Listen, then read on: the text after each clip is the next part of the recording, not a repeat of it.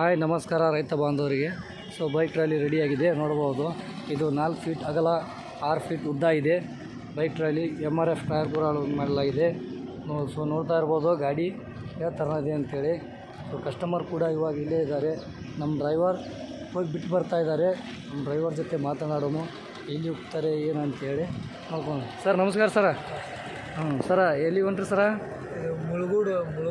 Mulwad Bijapur district Babaleshwar taluk ಮುಳವಾಡಿಗೆ sir ಬಿಟ್ಟು ಬರೋಕೆ ಹೊಂಟಿದ್ದಾರೆ. Customer ನಿಮ್ಗೆ ಏನು ಮಾತಾಡಿ ಹೇಳಿದಾರ ಸರ್? ಸರ್ ಮೊನ್ನೆ ಹೇಳಿದ್ರಿ ಸರ್, ರೆಡಿ ಆಗಿಂತು ಅಂತ ಹೇಳಿದ್ರಿ. ಸರ್ ಗಾಡಿ ಹೆಂಗಿದೆ ಸರ್? ಅದು ಗಾಡಿ ಚಲೋ ಐತಿ, ಚೆನ್ನಾಗಿದೆಯಾ?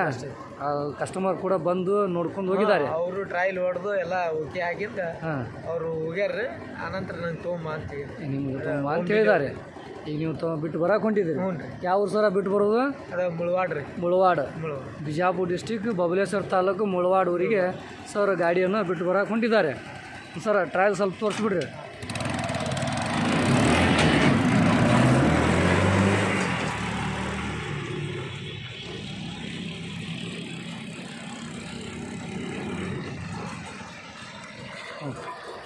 ಓಕೆ